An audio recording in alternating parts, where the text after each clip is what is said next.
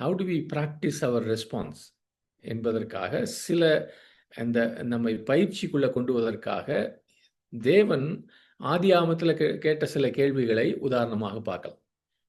ஆதியாகமம் 3:9 கடந்த வாரத்திலே பார்த்தோம். ஆதாமை கேட்டார். அவரு தேவன் பைபிள்ல கேட்ட முதல் கேள்வி அது. Where are you? நீ எங்கே இருக்கிறாய்? அதுக்கு முன்பாக நான் ஏற்கனவே சொன்னபடி அந்த சர்ப்பம் அதுக்கு முன்னாடி ஒரு கேள்வி கேட்டாச்சு. உண்மையிலே தேவன் சொன்னாரான்னு. ஆனால் தேவனிடத்திலிருந்து மனுஷனுக்கு வந்த முதல் கேள்வி இது. மேம்பாட்டாக நம்ம பைபிள படிச்சோம்னா, நம்ம நினைப்போம் ஆதாம் வந்து புதருக்கு பின்னால ஒளிஞ்சுக்கிட்டான் தேவன் வரும்போது. நம்ம இந்த சின்ன பிள்ளைங்க இருப்பாங்கல்ல, எங்க இருக்க எங்க இருக்கன்னு காணா போட்டுன்னு ஒளிஞ்சுக்குங்க. ஒளிஞ்சு பிடிச்சு விளையாடுங்கல்ல. அந்த மாதிரி தேவன் இவர ஆதாம தேடினார்ன்னு நினைக்கலாம். இப்படி நினைக்கிறது சண்டே ஸ்கூல் பிள்ளைங்க ஒரு வேளை நினைக்கலாம். ஆனா விசுவாசிகள் அப்படி நினைக்கக்கூடாது. ஏன்னா, நீ பாதாளத்தில போய் படுக்க போட்டாலும் அவருக்கு தெரியும். வானத்தில போய் ஏறினாலும் அவருக்கு தெரியும். அவன் புதருக்கு பின்னால ஒளிஞ்சிருக்கிறதுனால அவன் எங்க இருக்கான்னு தெரியாம இல்ல. நிச்சயமாய் தேவனுக்கு அவன் எங்கே ஒளிந்திருக்கிறான் என்று நிச்சயமா தெரியும். ஆனாலும் எதற்காக இந்த கேள்வியை கேட்டார்? உண்மையிலேயே ஆதாம் வெளிப்படையாக வந்து எங்கே இருக்கிறான்? ஏன் அங்கே இருக்கிறான்? என்று ஒத்துக்கொள்ளும்படியாக அந்த ஒரு காரணத்துக்காக அவன்ட்ட கேட்டார். Where was he? Where was Adam? Adam was hiding. அவன் ஒளிந்து கொண்டிருந்தான். ஏன் ஒளிந்து கொண்டிருந்தான்? ஏன் ஒளிந்து கொண்டிருந்தான்னா, அவன் அந்த நேரத்தில் அவன் இருந்த நிலைமை கீழ்ப்படியாத நிலைமை. Where was he? He was in a state of disobedience. அவன் கீழ்ப்படியாத ஒரு நிலைமையில் இருந்தான். Where was he? He is fallen into sin. அவன் பாவத்திலே விழுந்து போயிருக்கிறான். Where was he? He is in a fearful status. ஒரு பயந்த இடத்துல இருக்கிறான்.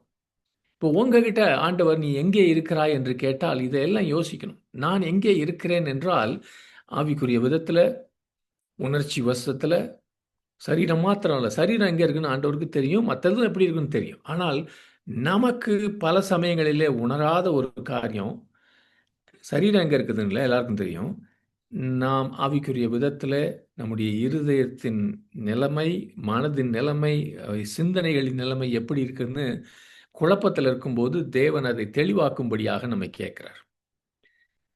இந்த கேள்வியை நல்லா பார்த்தீங்கன்னா, இதே கேள்வியை தேவன் மனுகுலத்துக்கு காலாகாலமாய் கேட்டுக்கொண்டிருக்கிறார். நீ எங்கே இருக்கிறாய் என்று நோவாவையோ ஆபிரகாமையோ எல்லாரையும் கேட்டுட்டு இருக்கார்.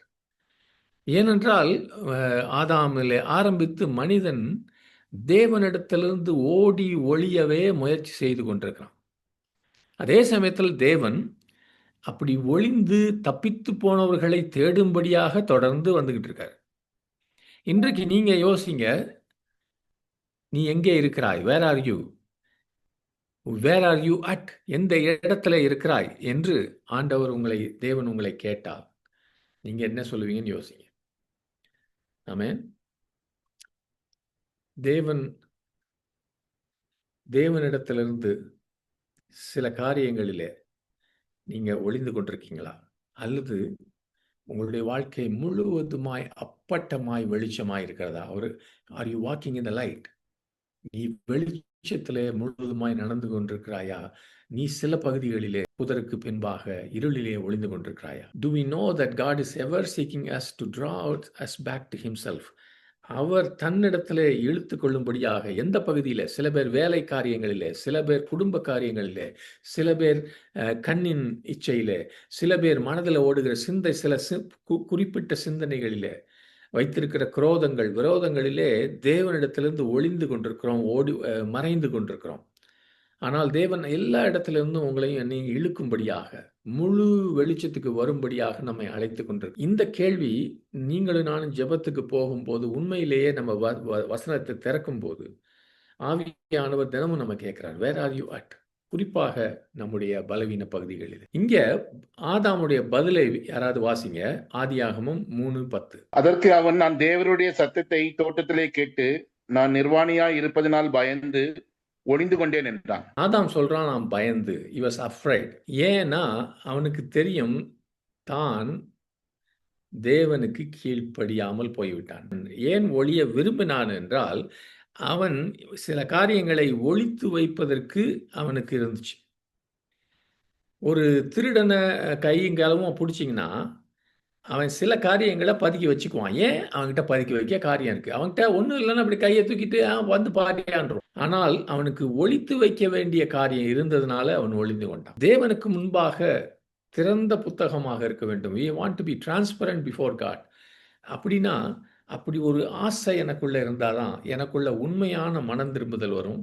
அதற்கு பிறகு தான் அந்த உண்மையான மனம் திரும்புதலும் திறந்த புத்தகமாக தேவனுக்கு முன்பாக இருக்கும்போது தான், அவருடைய கிருபாசனத்துக்கு போவதற்கு உங்களுக்கும் எனக்கும் தைரியம் வரும். இதுல இந்த தேவரீருடைய சத்தத்தை தோட்டத்திலே கேட்டு நான் நிர்வாணியா இருப்பதால் பயந்து ஒளித்துக் கொண்டேன் என்று ஆதாம் சொல்லும்போது, நான் ஆவியில உணர்ந்தது இதுதான். ஆதாம் மனம் திரும்பாத ஒரு மனப்பாங்கோடு இருந்தான். he didn't want to repent. It's a evidence of Adam's non-repentance. அவன் மனம் திரும்பாததுக்கு ஒரு அத்தாட்சி அவனுடைய பதில். அத அடுத்த வசனத்தை பார்க்கும்போது இன்னும் கொஞ்சம் சொன்னபோது இன்னும் நமக்கு நல்ல தெளிவாக தெரியும். ஆதாம் தன்னுடைய கீழ்ப்படியாமல் தான் செய்த செயலுக்கு தான் பொறுப்பை ஏற்றுக்கொள்ள அவன் தயாராக இல்லை என்று தெரியும். அடுத்த வசனத்தை வாசிக்க யாராவது. அப்பொழுது அவர், நீ நிர்வாணி என்று உனக்கு அறிவித்தவன் யார்? புசிக்க வேண்டாம் என்று நான் உனக்கு விளக்கின விருட்சத்தின் கனியை புசித்தாயோ என்றார். ஆண்டவர் என்ன செய்கிறார்? ஏன் இன்னொரு கேள்வி கேட்கிறார்? ஃபர்ஸ்ட் கொஸ்டினுக்கு அவன் தன்னுடைய பங்கை ஒத்துக்கொள்ளவில்லை இன்னும், இல்லையா? உங்களை பார்த்து பயப்பட்டேன்னு சொன்னான், தன்னை பத்தி ஒன்றும் சொல்லல. அப்ப இதை இன்னும் கொஞ்சம் தெளிவாக கேட்கிறார். நீ நிர்வாணியா இருந்தது உனக்கு யார் சொன்னா? நீ புசிக்க புசிச்சியா? பிளைனா கேட்கிறார். இப்ப எதை எதிர்பார்க்கிறாரு ஆண்டவர்? தேவன் என்னத்தை எதிர்பார்க்கிறார்? அவனுடைய தவற உண்மையை ஒத்துக்கொள்வானான்னு எதிர்பார்க்கிறார். உண்மையை ஒத்துக்கொள்வதுன்னா மனம் திரும்புவது. 2 காரியம் இருக்கு. உண்மையை ஒத்துக்கொள்வது வர, நான் செய்தது தவறு, இனிமேல் நான் செய்ய மாட்டேன், உண்மை பின்பற்றுகிறேன். 2யும் எதிர்பார்க்கிறார்.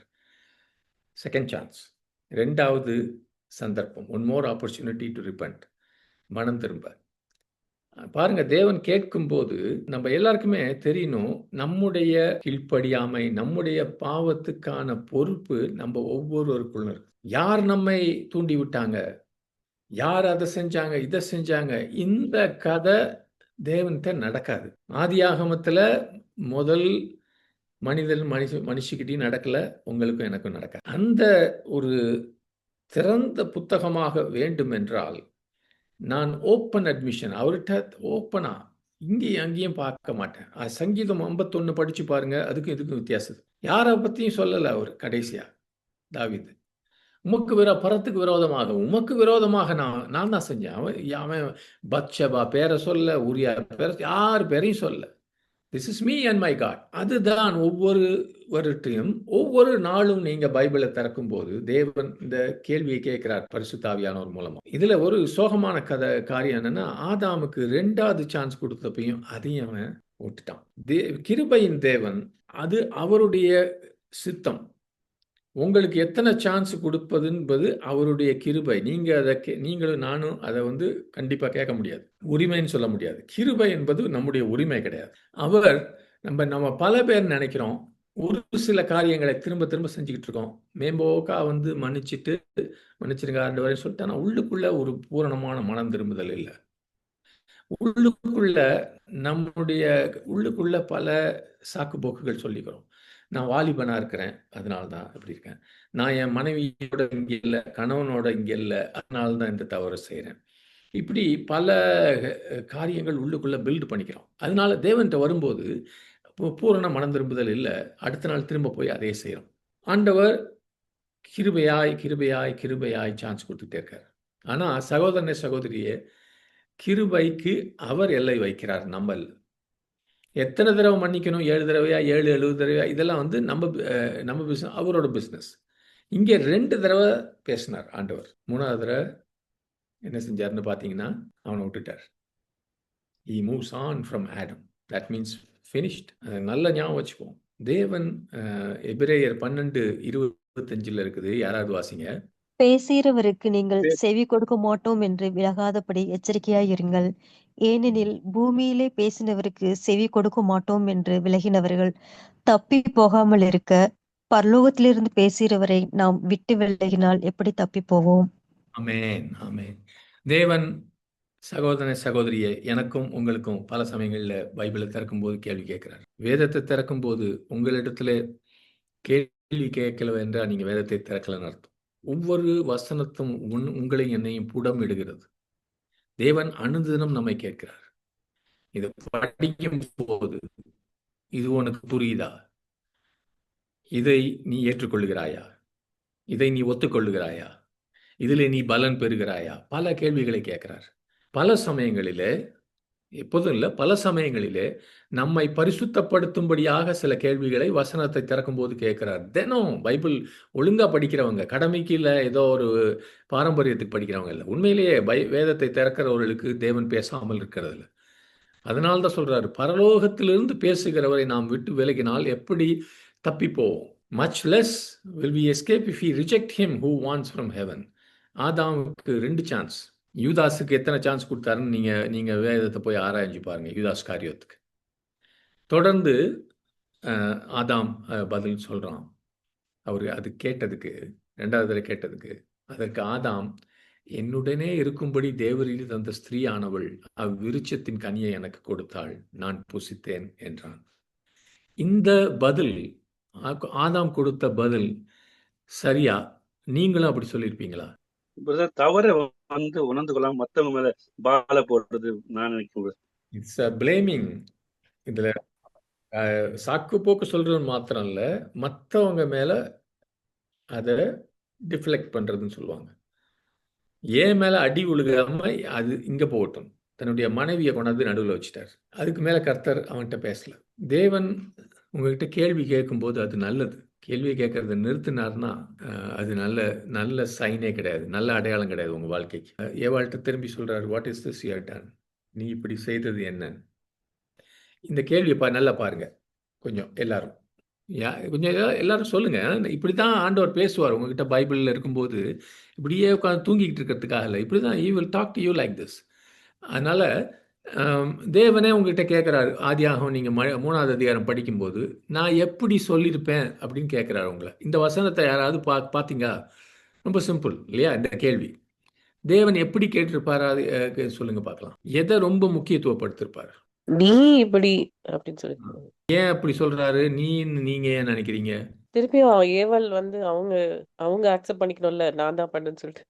அதுக்காக நான் அப்படிதான் நினைக்கிறேன். அந்த யூன்றதுல ரொம்ப கான்சென்ட்ரேட் பண்ணியிருக்காரு. நீ மற்றவங்க கதையெல்லாம் விடாத. ஆதாம கேட்டுட்டேன், ஃபைன், அவன் ஒத்துக்கல. What is this you have done? நீ இப்படி செய்தது என்ன? அப்படின்னா எவ்வளவு பல பேர் நம்ம அந்த சந்தர்ப்பங்களை இழந்து விடுகிறோம். தேவன் நம்ம இடத்துல பேசும்போது, வீட்டில் பைபிள் படிக்கும்போது, இப்போ வசனம் வருது இல்லையா உங்களுக்கு? நான் வசனத்தை கொடுக்குறேன், ஆனால் ஆவியானவங்க கிட்ட பேசிட்டு இருக்காரு.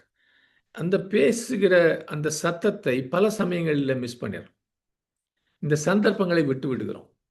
இப்போ நான் பேசிட்டு இருக்கும்போதே, இன்னைக்கு இல்லது கடந்த சில நாட்களாய் தேவன் உங்க வாழ்க்கையில அவருடைய விரலை ஒரு காரியத்தில் காட்டிட்டு இருக்காரு. பல வருஷங்களாய் சில பேர் மறைச்சிக்கிருந்தீங்க. பூசி மொழுகுதுன்னு சொல்லுவாங்க. பூசணிக்காயே சோத்துக்குள்ள வைக்க பார்க்கறது. பூசி மொழுகி கொண்டிருந்தோம், இல்லாட்டி புதருக்கு பின்னாடி இருந்தோம். ஆனால் தேவனுடைய விரல் அங்கே வந்துருச்சு. அவர் கேள்வி கேட்கிறாரு, வேர் ஆர் யூ? வாட்? நீ இப்படி செய்தது என்ன? எங்க இருக்க? என்ன செஞ்சிட்டேன்னு? நீ என்னையா செஞ்சேன்னு கேட்கிறார். அதை கேட்கும்போது, இப்படி ஒரு செய்தி கொடுக்கும் போதோ மற்ற நேரத்தில் வந்தாலும், நீங்க பல சமயங்கள்ல இப்படி நினைச்சீங்கன்னா, எதுக்கு ஆண்டவர் என்னை எது கேட்கிறார்? எல்லாரும் பண்றாங்க, இது எப்போ பார்த்தாலும் என்கிட்ட இப்படி பண்றாரு. அப்படி நினைக்காதீங்க தயவு செய்து. Think again. ஒரு வசனத்தை நீங்க வாசிக்கும்போது, அதாவது வேதத்துல ஒரு பகுதியை நீங்க வாசிக்கும்போது, அல்லது வேத பகுதியை ஒருவர் உங்களுக்கு போதிக்கும் போது, உங்களை ஆவியானவர் தட்டுவது இல்லையா? தட்டுறாரா? தட்டுறது இல்லையா? அவங்களுக்கு ஒரு உள்ளுக்குள்ள ஒரு நட்ஜுன்னு சொல்லுவாங்க, அப்படி இப்படி தட்டி கொடுக்குறாரா இல்லையா? தட்டும்போது என்ன செய்யணும்? ஒபே பண்ணணும், கீழ்ப்படி. தட்டும்போது ஃபர்ஸ்ட் எதுக்காக தட்டுறாரு? எதுக்காக அது தொட்டார் அந்த இடத்த? there has to be a honest reflection. என்ன செஞ்சிட்டோம், எப்படி தவறணும், எங்க போனோம், what is it that you have done. அவருக்கு மேலாக பார்த்தா ஆதாம்கிட்ட சொன்ன மாதிரி ஏவாளும் தன்னுடைய தவறுக்கு பொறுப்பு எடுத்துக்கொள்ளும் சொல்லலாம், நினைக்கலாம். ஆதாம் வந்து ஏவாளை பழி போட்டான், ஏவாள் சர்ப்பத்தை பழி போட்டான். சின்ன பிள்ளைங்களை கையை காலமும் பிடிக்கும்போது அப்படி தான் சொல்லும், அவன் பண்ணான் இவன் பண்ணான்னு சின்ன பிள்ளைங்க சொல்லும். யாருமே பொறுப்பை எடுத்துக்கொள்ள தயாராக இருக்கிறது இல்லை. இதுதான் ஒரு பாவம் உலகத்தில் வருவதற்கு ஒரு வழியாக இருக்குது. இன்னைக்கும் அப்படிதான். This is the way it was when it comes to sin and this is how it is today. ஆனால் இதற்கான ஒரு சரியான ஆழமான பதில், what have you done, நீ என்ன செய்து விட்டாய் என்று ஆண்டவர் கேட்கும்போது, அந்த நேரத்தில் ஒருவேளை ஏவாளால் எந்த அளவுக்கு பதில் சொல்ல முடியும்னு தெரியல. ஏன்னா அவளுக்கு புரிஞ்சிருக்காது, ஏதோ ஒரு பழத்தை எடுத்து சாப்பிட்டான், ஏதோ ஒரு பாம்பு சொல்லுச்சுன்னு. அந்த நாளில் அவளுக்கும் ஆதாமுக்கு தெரிஞ்சிச்சான்னு தெரியல.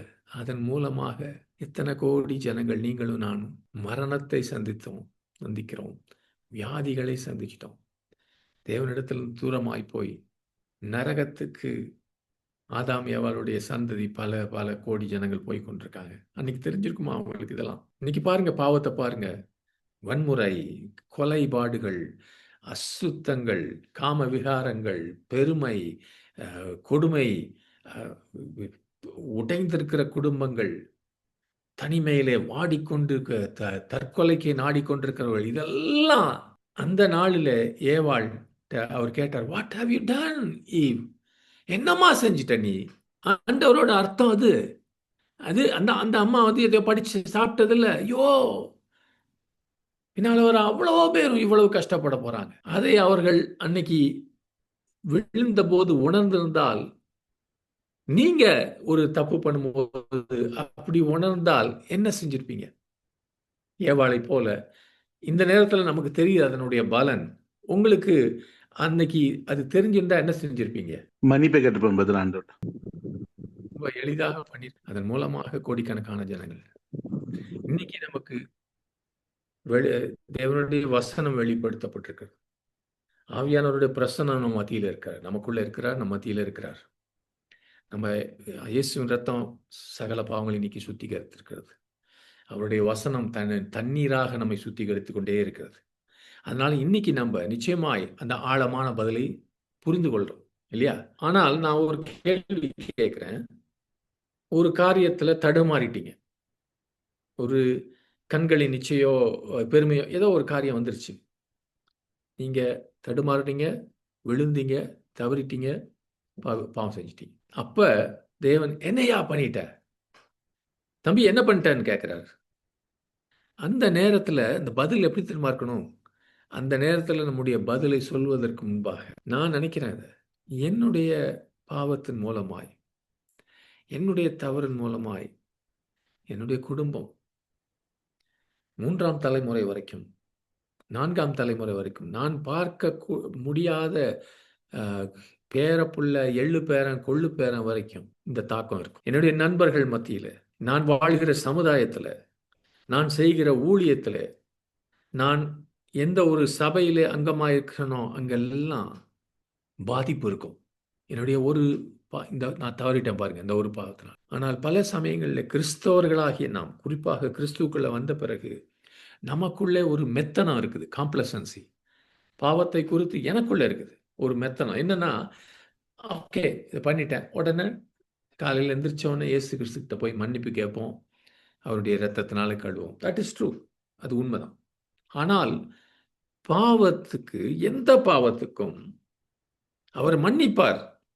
தேவனை பொறுத்த வரைக்கும் முதுகுக்கு பின்னாடி போட்டுருவார், அது உண்மை. ஆனால் நீங்களும் நானும் செய்கிற எந்த பாவத்துக்கும் இந்த உலகத்திலே சில விளைவுகள் உண்டு. There are real world consequences. ஒரு எக்ஸாம்பிள் கொடுக்குறேன். கொலை பண்ணிட்டீங்க ஒரு ஆளை, தேவன் கேட்குறாரு, எவ்வளோ கேட்ட மாதிரி, என்ன பண்ணு, காயினை கேட்க போறாரு கொஞ்ச நேரத்தில். நீங்கள் சொல்லுங்க பார்க்கலாம், என்ன சொல்லுவீங்க? தெரியாம செஞ்சுட்டேன், தெரியாம செஞ்சுட்டேன்னு சொல்லுவீங்க. ஓகே, அதுக்கப்புறம் கோபத்துல, அவசரத்துல. ஓகே, இந்த கொலையினால விளைவு என்ன இந்த உலகத்துல? நீங்க பண்ண கொலையினால, நீங்க கொலை பண்ணீங்கல்ல, அந்த ஆளுக்கு குடும்பம் உண்டு, அந்த ஆளுக்கு புள்ள குட்டிங்க உண்டு. அந்த கொலை செஞ்சவருக்கு நண்பர்கள் உண்டு. ஒருவேளை சபை கூட இருக்கலாம். அவங்க எவ்வளவு பாதிக்கப்படுவாங்க. ஆமா brother. terrible consequences in this life. தேவன் உங்களை மன்னிக்கலாம். பல பேர் கொலை பண்ணிட்டு ஜெயிலுக்கு போறாங்க, கர்த்தரை ஏற்றுக்கொள்ளுகிறாங்க. கர்த்தருக்கு ஸ்தோத்திரம். அதுக்காக பிரிசன் மினிஸ்ட்ரிலாம் பண்றோம். ஆனாலும் நாம் நினைக்க வேண்டியது, இப்படி தேவன் கேட்டதனுடைய காரணம் தான். What is it you are done? உனக்கு தெரியுதா உன்னுடைய பாவத்தினுடைய விளைவு? உனக்கு தெரியுதா எவ்வளவு? அதனால ஒரு குடும்பத்துல தகப்பனோ கணவன் இறந்துட்டான், அவங்களுக்கு வருகிற லைஃப் சோர்ஸ் போயிருச்சு, அங்க துக்கம் நிரம்பி இருக்குது, அங்க கசப்பும் கோபமும் நிரம்பி இருக்குது. கடைசியில அவங்க சொல்லுவாங்க, இவன் கொலை பண்ணவன் கிறிஸ்தவன், இன்னைக்கு அவன் நான் ரட்சிக்கப்பட்டேன் கர்த்தருக்கு ஸ்தோத்திரம் சொல்லிட்டு இருக்கான், ஜெயிலில் இருக்கிறான், ஆனாலும் நான் கர்த்தருக்கு ஸ்தோத்திரம், நான் ஆண்டவர் மன்னிச்சிட்டாருன்னு. அப்ப அந்த குடும்பத்துல ஒருவேளை தேவனை வெறுத்து விட்டு தேவனை ஒதுக்கி விட்டு ஓடுவதற்கு கூட, அவங்க நித்திய வாழ்க்கையை இழக்கிறதுக்கு கூட சான்ஸ் இருக்கு. பாருங்க, பாவத்துக்கு எவ்வளவு கான்சிக்வன்சஸ், எவ்வளவு விளைவுகள் இருக்குன்னு பாருங்க. ஆபிரகாம் ஆகாரோடு செய்த ஒரு தவறு, ஆபிரகாம் சாராம்னு சொல்லலாம். தாவீது பத்சேபாவோடு செய்த ஒரு பாவம், அவைகளுடைய விளைவுகள் இன்றைக்கு வரைக்கும் இருக்குது உலகத்துல. இந்த உலகத்துல ஆபிரகாமும் தாவீதும் நிச்சயமாய் தேவனோட போய் சஞ்சரித்து கொண்டிருக்காங்க. ஆனால் அவருடைய பாவத்தின் விளைவு இந்த உலகத்துல இருக்குது. அதனால சகோதரனை சகோதரியை, ஏவாளை அவர் கேட்டது போல உங்களை என்னை கேட்கிறார். ஏனென்றால் நம்முடைய பாவங்களுக்கு there are real world consequences. இந்த உலகத்திலே, நாம் காண்கிற உலகத்திலே பாதிப்புகள் உண்டு. நம்முடைய வாழ்நாளில் மாத்திரம் இல்லை, அதற்கு பிறகும் கூட நம்முடைய பாவத்திற்கு விளைவுகள் உண்டு. அதை ஞாபகம் வைத்துக் கொள்வோம். அதையெல்லாம் அன்னைக்கு ஏவாள் யோசிக்கல. இன்னைக்கு நீங்க பதில் சொல்லும்போது, இந்த பாவத்தினாலே எவ்வளவு பேர் பாதிக்கப்படுகிறாங்கன்னு சொல்லி மனம் கசந்து அழுக கற்றுக்கொள்ள வேண்டும். அடுத்ததாக இன்னொரு கேள்வி கேட்டார். why are you angry? யார்கிட்ட கேட்டார்? காயின்கிட்ட கேட்டார். நீ ஏன் கோபமா இருக்கிற? ஏன் முகம் சோர்ந்து இருக்கிறது? நீ சரியானதை செய்தால் நீ உயர்வு பெறுவாய் அல்லவா? எத்தனை கேள்வி கேட்கிறார் பாருங்க. சரியானதை செய்யாவிட்டால் உன் கதவடியில பதுங்கி கிடக்கும் பாவம் உன்னை பற்றி பிடித்துக் கொள்ளுமே, நீயோ அதை மேற்கொள்ள வேண்டும் என்று சொன்னார். யாராவது பாருங்க அந்த அந்த பகுதியை, ஆதியாகம 4வது அதிகாரத்துல காயின் என்ன பதில் சொன்னான்னு பாருங்க. 8வது வசனம். காயின் தன் சகோதரனாகிய ஆபேலோடு பேசினார். அதாவது அவர்கள் வயல்வெளியில் இருக்கும் சமயத்தில் காயின் தன் சகோதரனாகிய ஆபேலுக்கு விரோதமாக எழும்பி அவனை கொலை செய்தார். 6வது 7வது வசனத்துல தேவன் கேள்வி கேட்டார். அதுக்கு என்ன காயின் பதில் சொன்னான்னா 8வது வசனத்துல இருக்குது. பதில் என்ன சொன்னான்? அவன் கொலை பண்ணிட்டான். ஆக்ஷன்ல பண்ணான், ஒரு வாயில சொல்ல. நீங்க கேக்குறீங்களா? நான் போய் அவனை காலி பண்ணிடுவேன். புரியுதா? நிறைய பேர் நம்ம பண்றோம் அதை. நீங்க பேசிட்டே இருங்க, நான் செய்யறது செய்வேன். He responded with action, with disobedience. துணிச்சலா தேவனுக்கு விரோதமாக தேவன் அவனுக்கு எச்சரிப்பு கொடுத்தார். அந்த கேள்வி மூலமாக அவர் பண்ணது, நீ உன்னை நிதானித்து பார் காயின். அவன் தன்னையே நிதானித்து மனம் திரும்பும்படியாக, அதற்கு மாறாக அவன் தேவன் சொன்ன கேள்விகளை காதாலே கேட்டான், ஆனால் அதை அவன் கவனிக்கவில்லை. He heard the question but he did not listen to God's questions. இன்னைக்கு நம்ம பல பேர் அப்படி இருக்கிறோம்.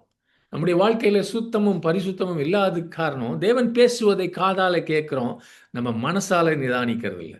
நம்ம செய்யறதே செஞ்சுக்கிட்டு இருக்கோம். எனக்கு தெரியும் பல பேர் அவங்களை மனதார மன்னின்னு சொல்லி எல்லா நேரத்திலையும் கம்யூனியன்ல ஆண்டவர் பேசிக்கொண்டே இருக்கிறார், கேட்டுக்கிட்டே இருக்காங்க. ஆனா உள்ளுக்குள்ள மன்னிப்பு கிடையாது. நம்ம சொல்ல மாட்டோம் வாயில, ஆனா நினைக்கிறது கள்ளி வலி. நீங்க சொல்லிக்கிட்டே போங்க, நான் செஞ்சுக்கிட்டே, நீங்க சொல்லுங்க, நான் செய்யறத செஞ்சுக்கிட்டு இருப்பேன்.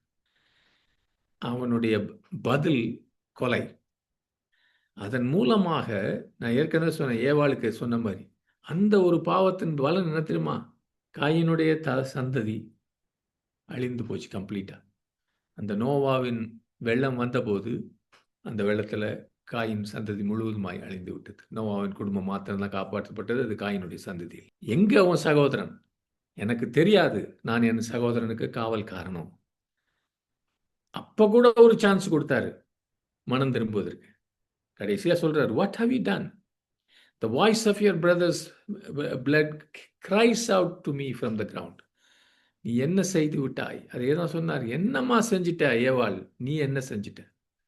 கேள் உன் சகோதரனுடைய ரத்தம் நிலத்திலிருந்து நீக்கும். பாருங்க, இப்படி தேவன் கேட்கும்போது எவ்வளவு நம்ம இன்னைக்கு நினைக்கிறோம், ஏயா நம்ம எல்லாம் கஷ்டப்படுறோம்? ஆதாம், ஏவாள் இவங்கெல்லாம் விழுந்தது எப்படி விழுந்திருக்காங்க பாருங்க. ஒரு சாதாரண காரியம் இல்ல. சாதாரண ஒரு பாவம் என்பது அப்படிப்பட்ட ஒரு கொடிய காரியம். இன்னொரு கேள்வியை பார்க்க போறோம். ஆதியாகமத்துல 18:13 யாராவது வாசிங்க. தேவன் ஒரு கேள்வி கேட்டார். என்ன கேட்டாரு?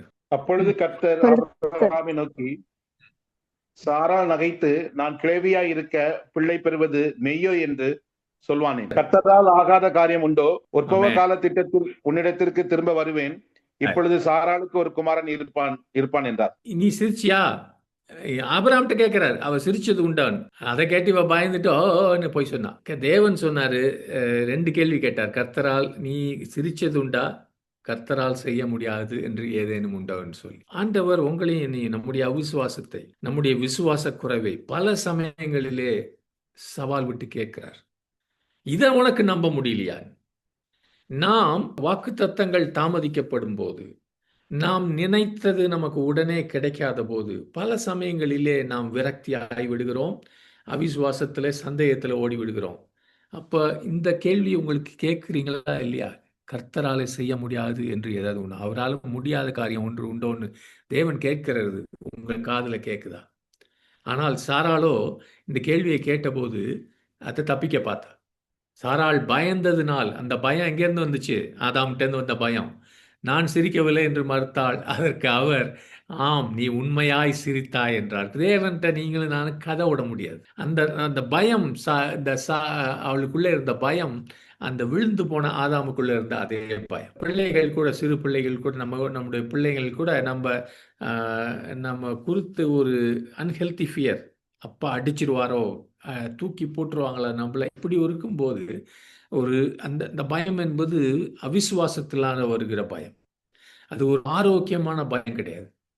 ஏவாளும் ஆதாமும் ஏவனும் ஒளிஞ்சாங்க பாருங்க, அந்த பயம்.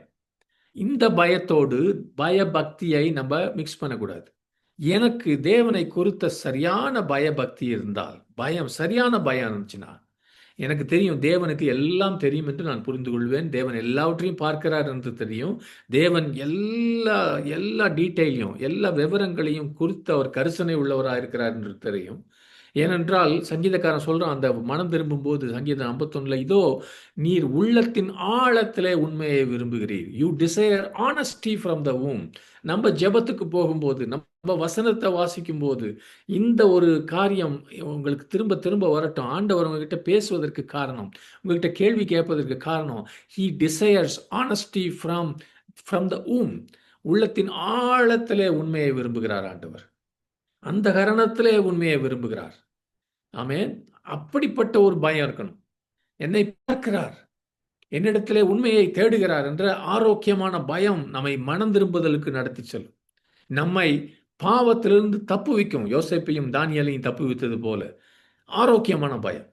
இந்த பயம் இருக்கு பாருங்க, சாராளுக்கும் ஆதாமுக்கும் இந்த பயம், நம்ம பிள்ளைகளுக்கெல்லாம், சின்ன பிள்ளைகளுக்கெல்லாம் இருக்க பயம். இது அவர் இல்லை என்று நினைக்கும் போது பாவம் செய்யவும், அவர் நம்ம இடத்துல வந்து பேசும்போது ஒளிந்து கொள்ளவும் தான் உதவும். அது நல்ல பயம் இல்லை.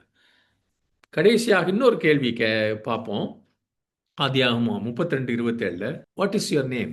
உன்னுடைய பெயர் என்னன்னு கேட்கிறார். யார்கிட்ட கேட்டாரு? யாராவது சொல்லுங்க பார்க்கலாம். யாக்கோபு. 32 ஆபிரகாம் இறந்து போயிட்டாரு ரொம்ப காலத்துக்கு முன்னாடியே.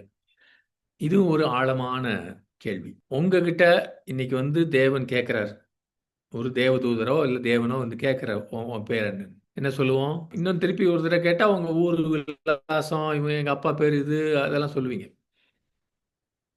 ஆனால் இந்த கேள்வியும் அவர் எந்த ஒரு சூழ்நிலையில கேட்கிறாரு, எந்த ஒரு நேரத்துல கேட்கிறார் என்பதை பொறுத்து இந்த பதில் மிகவும் ஆழமான பதிலா இருக்கும். ஏன் என்னை கேட்கிறார்? உன் பேர் என்ன? அஃப்கோர்ஸ் அவருக்கு என் பேர் தெரியும். ஆனால் நான் என்கிட்ட பேர் கேட்கும்போது எந்த ஒரு நாமத்தோடு நான் அவரிடத்துல வந்திருக்கிறேன், இன்னைக்கு எந்த ஒரு பெயரோடு நான் அவர் முன்னாடி நிற்கிறேன். கர்த்தர் யாக்கோபிடத்தில் வந்தபோது இந்த கேள்வியை கேட்டபோது அதுதான் அவர், நீ என்ன என்ன நிலைமையில வந்து நிற்கிறீங்க இன்னைக்கு பாருங்க. தேவன் உங்களை என்னையும் கேட்கும்போது நாம் ஆவியானவரை சார்ந்திருந்தால், அவர் நம்மை வழி நடத்தினால், அந்த ஆவியானவர் நமக்கு நம்முடைய பிதாவுக்கு முன்பாக நான் கிறிஸ்துவிலே யாராக இருக்கிறேன், who am I in Christ, அதை அறிக்கை செய்வார். அதுக்கு தான் பல சமயங்களில் பலவீனத்தில் இருக்கும்போது, குழப்பத்தில் இருக்கும்போது, நம்மை குறித்தே குற்றப்படுத்துகிற ஒரு நிலைமையில் இருக்கும்போது அந்நிய பாஷையில் போவது நல்லது. ஏனென்றால் அந்த நேரத்தில் பரிசுத்த ஆவியானவர் அறிக்கை செய்கிறார், உண்மையிலேயே நான் யார் கிறிஸ்துவுக்கு முன்பாக என்று. ஆனால் நான் அறிந்தும் இதை அறிக்கை செய்யும்போது எனக்குள்ள பெரிய மனமாற்றமும் ஆசீர்வாதமும் வரும். ஏனென்றால் எனக்கும் உங்களுக்கும் தேவன் பல நாமங்களை கொடுத்திருக்கிறார். அது கிறிஸ்துக்குள்ளே நமக்கு இருக்கிற அந்தஸ்தை குறித்து, ஸ்தானத்தை குறித்து இருக்குது. நீ என் பிள்ளை என்று சொல்றார். நீ ராஜரிக ஆசாரியன் உனக்கு பேர் வச்சிருக்கார். உன்னை தீர்க்கதரிசின்னு கூப்பிடுறார். நீ பரலோகத்துக்கு சொந்தக்காரன் சொல்றார்.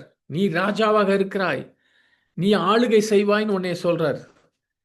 நமக்கு நித்திய ஜீவனை கொடுத்திருக்கிறார், அவர் எட்டர்னல் டெஸ்டினி. இதெல்லாம் நம்ம பேர்ல இருக்குது. ஒவ்வொருவருக்கும் இதை கேட்டுக்கொண்டிருக்கிற ஒவ்வொருவருக்கும், எனக்கும் தேவன் ஒரு குறிப்பிட்ட ஆதீன திட்டம், ராஜரீக திட்டத்தை வைத்துதான் நம்ம ஒவ்வொருவரையும் உருவாக்கி இருக்கிறார். அது எல்லாம் நம்ம பேர்ல அடங்கி இருக்குது.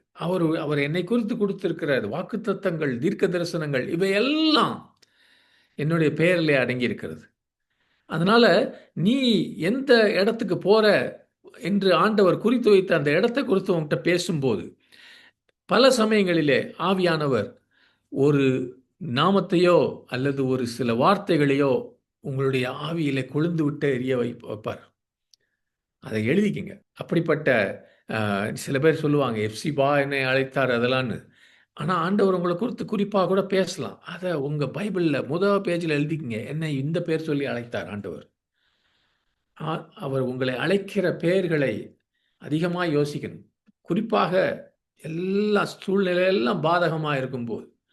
பவுல் சொல்கிறான், எல்லாரும் என்னை இப்போ ஜெயிலில் போட்டாங்க, ஆனால் அப்போஸ்தலன் என்று என்னை அழைத்திருக்கிறார். ஹல்லேலூயா. இவன் யாக்கோபு அங்கே போராடி கொண்டிருக்கும் போது தேவன் அவனுக்கு ஒரு நாமத்தை கொடுத்து அழைக்கிறார்.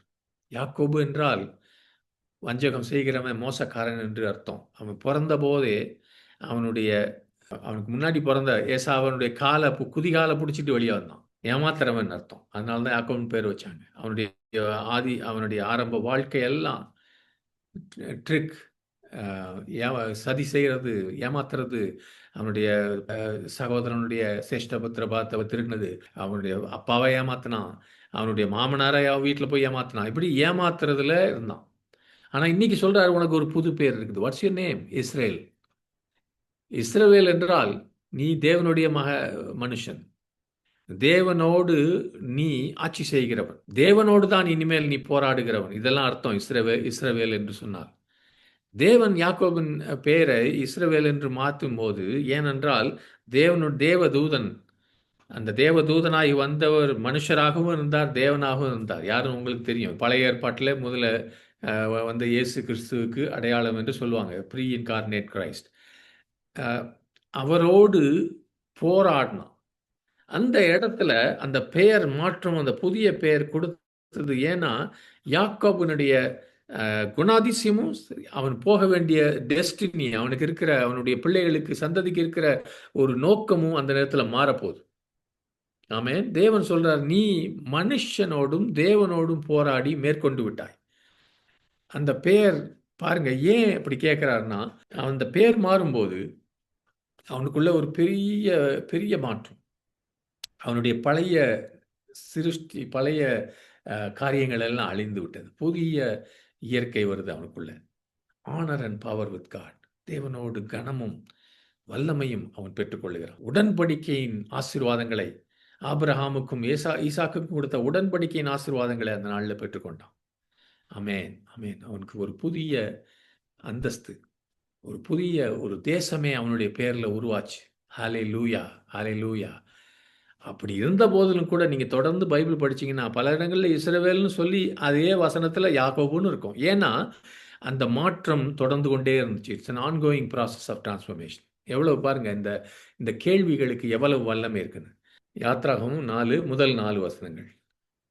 யாராவது வாசிங்க சீக்கிரமா எடுத்தவங்க. அப்பொழுது அப்பொழுது மோசே மோசே, அவர்கள் என்னை நம்பார்கள், என் வாக்குக்கு செவி கொடார்கள், கர்த்தர் உனக்கு தரிசனமாகவில்லை என்று சொல்லுவார்கள் என்றார். கர்த்தர் அவரை நோக்கி, உன் கையில் இருக்கிறது என்ன என்றார். ஒரு கோல் என்றான். அதை தரையிலே போடு என்றார். அவன் அதை தரையிலே போட்டபோது அது சர்ப்பமாயிற்று. மோசே அதற்கு விலகி ஓடினான். அப்பொழுது கர்த்தர் மோசேயை நோக்கி, உன் கையை நீட்டி அதன் வாலைப் பிடி என்றார். அவன் தன் கையை நீட்டி அது பிடித்தபோது அது அவன் கையிலே கோலாயிற்று. இங்கே எத்தனை பேர் தேவனிடத்துல ஒரு பதிலை இந்த நாளில் எதிர்பார்த்து கொண்டிருக்கீங்க உங்கள் வாழ்க்கைக்காக? உங்கள் பிள்ளைகளுக்காக இருக்கலாம், உங்களுக்காக இருக்கலாம், வேலைக்காக இருக்கலாம், உங்கள் ஆவிக்குரிய வாழ்க்கைக்காக இருக்கலாம், ஊழியத்துக்காக இருக்கலாம். இன்றைக்கு தேவனிடத்துல நான் ஒரு பதிலை எதிர்பார்த்து கொண்டிருக்கிறேன். தொடர்ந்து கேட்டுக்கிட்டு இருக்கீங்க. ஆனால் அதுக்கு பதில் வரலன்னா நீங்கள் மேலான ஒரு கேள்வியை கேட்பது நல்லது. Ask him, what should I ask you Lord? Ask him for a better question. நான் கேட்டுக்கிட்டு இருக்கிறதுக்கு நீங்கள் பதில் சொல்லனா, ஆண்டவரே என்ன கேட்கணும்னு எனக்கு சொல்லுங்கள்.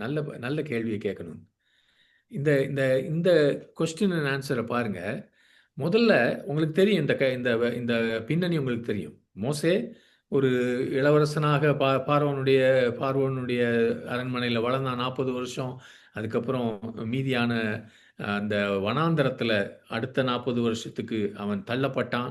அவனுடைய மாமனாருடைய ஆடுகளை மேய்த்து கொண்டு மிகவும் மோசமான ஒரு ரொம்ப கொடுமையான ஒரு தேசம். இன்றைக்கும் கூட அவ்வளவு உச்சியான பவர், புகழ், எல்லாம் வல்லமையெல்லாம் அதுலேருந்து நீ ஒன்றும் இல்லாமல் ஆயிட்டான். அவன் எகிப்துலேயும் இஸ்ரேவேலையும் இருக்கவங்களுக்கு இவன் உயிரோடு இருக்கான்னு கூட தெரியாது. ஆனால் தேவனுக்கு தெரியும். தேவன் ஆபிரகாமுக்கு கொடுத்த தீர்க்க தரிசனங்களை மறக்கவில்லை. மோசேக்கு அவர் வைத்திருந்த அந்த தீர்க்க தரிசனமாய் அவனுக்கு வைத்திருந்த அந்த காரியத்தையும் தேவன் மறக்கவில்லை. அவன் 80 வயதாக இருந்தபோது, எல்லாம் முடிந்தது என்று நினைத்த போது, தேவன் அவனை அந்த எரிந்தும் அவியாத இருக்கிற அந்த முட்செடியிலே வந்து அவனிடத்துல தரிசனமாயி, நீ பார்வோனிடத்துல போ, நீ என்னுடைய ஜனங்களாகிய இஸ்ரவேலை எகிப்திலிருந்து மீட்டெடுத்துக்கொள்ள உன்னை அனுப்புகிறேன்னு சொன்னபோது, பார்வோனிடத்துல போகிறதுக்கு நான் யார் என்று முதலாவதாக கேட்டான். அப்போ தேவன் நல்லா பதில் சொன்னார். ஆனால் தொடர்ந்து தேவன் அவ்வளவு நல்ல ஒரு பதில் சொன்ன போது கூட, தேவனே நீங்கள் சொல்கிறத நம்புகிறேன், ஆனால் அவங்க என்னைய நம்பலைன்னா, நான் சொல்கிறத கேட்கலன்னா, what if they won't believe? அவங்க செய்யலைன்னா, அவங்க இப்படி சொன்னாங்கன்னா, அவர்கள் என்னை நம்பாமலும் நான் சொல்லும் வார்த்தைகளை கேளாமலும் போனால், என்ன மாதிரி கேள்வி பாருங்க. மோசே தேவனால் அழைக்கப்பட்டவன். அவனுக்கு இன்றைக்கும் தன்னுடைய கடந்த கால தோல்விகளினாலே இன்னைக்கு இருக்கிற அவனுடைய கண்டிஷனையும் வைத்து அவன் மனசோர்வில் இருக்கிறான். சகோதரனே, உன்னை ஆண்டவர் அழைக்கிறார்னா உனக்குள்ளே ஏதோ இருக்குது என்பதற்கு என்ன தெரியுமா ப்ரூஃபு? ஆண்டவர் உன்னை அழைச்சிட்டார். அப்படின்னா உன்னை இப்போ இங்கே இருக்கிற ஒருத்தரை வந்து நீ போய் அந்த ஆளை போய் சந்தி, அவருக்காக ஜெபம் பண்ணுன்னு ஆண்டவர் சொன்னார்னா தெரியுமா அர்த்தம்? உனக்கு தகுதி இருக்குன்னு.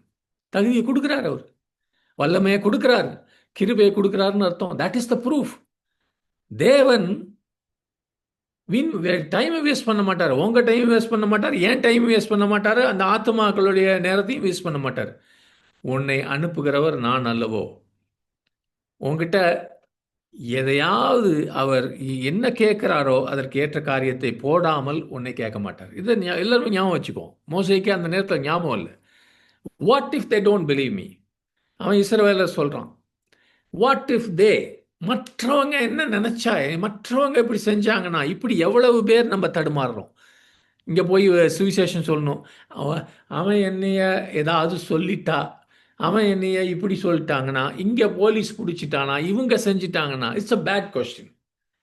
அது தவறான கேள்வி, அது மோசமான கேள்வி. எப்பவுமே உங்கள் கேள்வி நீங்கள் ஆண்டவரோட பேசிகிட்டு இருக்கீங்க, ஆண்டவர் உங்களோட பேசிகிட்டு இருக்காரு. மற்ற ஆளுங்களை நடுவில் கொண்டாந்துட்டீங்கன்னா அது உங்கள் கண்ட்ரோலில் இல்லை. அவன் என்ன நினச்சானா, இவன் என்ன செஞ்சானா, இது உங்கள் கையில் இருக்கா?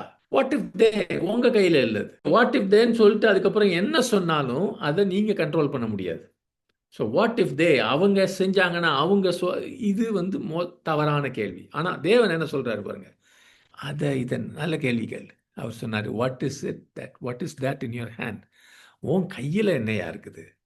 கர்த்தர் மோசேயிடம் உன் கையில் இருப்பது என்ன என்று கேட்டார். புரியுதா பிரதர்? அவன் செஞ்சான், இவன் அது உன் கையில் என்ன இருக்குது? Moses said, what if they? The Lord said, what is that in your hand? Moses is asking about what he cannot control. He is asking about a hypothetical scenario that involves other people. But God says, what is in your hand? உன் கையில் என்ன இருக்கு? நான் கொடுத்தேன், அது உன் கையில் இருக்குது, உன் கண்ட்ரோலில் இருக்குது. நீங்கள் அந்த தொடர்ந்து அந்த வசனத்தை வாசிச்சிங்கன்னா, யாத்ராகமம் 4:2-5 வரைக்கும், உன் கையில் இருக்கிறது. தேவன் உன்னை அழைத்திருக்கிறதுனாலே அதை தூக்கி போட்டப்போ அது பாம்பாச்சு. அதை தலையை பிடிச்சி இல்லை, வாழை பிடிச்சி தூக்க முடிஞ்சிச்சு. சாத்தானை மேற்கொள்ள உன் கையிலே அதிகாரத்தை கொடுத்திருக்கிறார். ஏனென்றால் அவர் உன்கிட்ட சொல்றார், உன்னை நான் இந்த வேலைக்கு அழைத்திருக்கிறேன். That's a meaning of God's question. What is it that in your hand? இன்னைக்கு கிராண்டிசன் சொல்றாரு, உங்ககிட்ட என்ன இருக்கு? சாலமன்ட்ட சொல்றாரு, எல்லாத்தையும் சொல்றாரு, ஒவ்வொருத்தரையும் சொல்றாரு, what is in your hand? நான் கொடுத்துருக்கேன். அதை வச்சு ஏதாவது பண்ணு. உனக்கு 2 அதிசயம் செஞ்சிச்சு. 1, குஷ்டம் வந்துச்சு, திரும்பி போட்டப்ப அந்த குஷ்டம் போச்சு. அந்த கையிலே இருக்குது, அந்த கோலில் மட்டும் இல்லை. அந்த கோலை வச்சுக்கிட்டு தான் ஆண்டவர் பெரிய பெரிய அற்புதங்களை செஞ்சார் அவன் மூலமாக. அந்த கோலில் ஒன்றும் இல்லை, ஆனால் தேவன் அழைப்பில் இருந்துச்சு. God will always point to what is at hand. உங்களுக்கு இருக்கிற கொஞ்சம் பலத்தோட, உனக்கு இருக்கிறதோட போ. இந்த மற்றவர்களை குறித்து நீ கேள்வி கேட்க, இது நடக்கலை, இன்னும் நடக்குமோ நடக்காதோ, இந்த மாதிரிலாம் இருந்துக்கிட்டே இருந்தா உனக்கு ஒரு பதிலும் தேவன் கொடுப்பதில்லை. தேவன்கிட்ட பதில் வராததை நீ தேவன் அங்கே இல்லை என்று யோசிக்காத. தேவன் உனக்கு மேலான கேள்வி கேட்க வைக்கிறார். What is that in your hand? What is in your heart? உனக்குள்ளே இருப்பது என்ன? உனக்குள்ளே இருக்கிறவர் உலகத்தில் இருக்கிறவனோட பெரியவர். Who is inside you? What is inside you? God's word. தேவனுடைய வசனம் உனக்குள்ள இருக்குது. Who is inside you? Holy Spirit. What is sending you? His calling. உன்னை அனுப்புவது யார்? அவருடைய அழைப்பு அல்லவா உன்னை அனுப்புகிறது. அவருடைய வாக்குத்தத்தம் அல்லவா உன்னை அழைக்கிறது. இதெல்லாம் பாருன்றார். நான் எவ்வளவு நம்ம எல்லாருமே மற்றவங்க நம்மளை எப்படி நினைப்பாங்க என்பதில் தான் அதிக கேள்விகளை யோசிக்கிறோம். இங்கே வந்து உட்காரும்போது கூட அப்படி தான் யோசிக்கிறோம். நம்மளை பற்றி என்ன நினைப்பாங்கன்னு. பைபிள் திறக்கிறதுக்கு யோசிக்கிறோம், ஹெசிடேட் பண்ணுறோம். நான் வாசிச்சேன்னா அவங்க என்ன நினைப்பாங்க. இதெல்லாம் பாருங்க, மற்றவங்களை யோசிக்கிறது. தேவன் சொல்றாரு, உங்ககிட்ட இதெல்லாம் கொடுத்துட்டேன். வாட் இஃப் தட் இது நடந்தா அது நடந்தா சொல்லாத, எல்லாம் உங்ககிட்ட. அவன் என்ன பண்ணாலும் உன் கையில் கொடுத்துருக்கேன். பார்வோனும் சேனையும் ரதங்களும் குதிரைகளும் இவர்களை மோசையை நிறுத்த முடியவில்லை. ஆமேன். அதுதான் இந்த it's power of asking a better question. Amen. அதனால் என்னுடைய வாழ்க்கையில் நான் தேவனோடு உறவாடும் போது, அவரிடத்துல நான் கேள்வி கேட்கும்போது அவர் பல சமயங்களில் பதில் கொடுக்காததுக்கு காரணம், நான் சரியான கேள்விகளை, மேலான கேள்விகளை கேட்கும்படியாக. அதே போல அவர் என்னை கேள்வி கேட்கும்போது நான் மேலான பதில், முதலும் முக்கியமாக சரண்டர், அவருக்கு முன்பாக அடிபணிந்து அவருக்கு எல்லாம் தெரியும் என்று சொல்லி அவரிடத்திலே காரியங்களை ஒத்துக்கொள்ளும்படியாக அந்த பதிலையும் எதிர்பார்க்கிறார். He is expecting you to give better answers. He is expecting you to ask better questions. நீ மேலான கேள்விகளை கேட்க வேண்டும், மேலான பதில்களை கேட்க வேண்டும் என்று தேவனிடத்திலே எதிர்பார்க்கிறார்.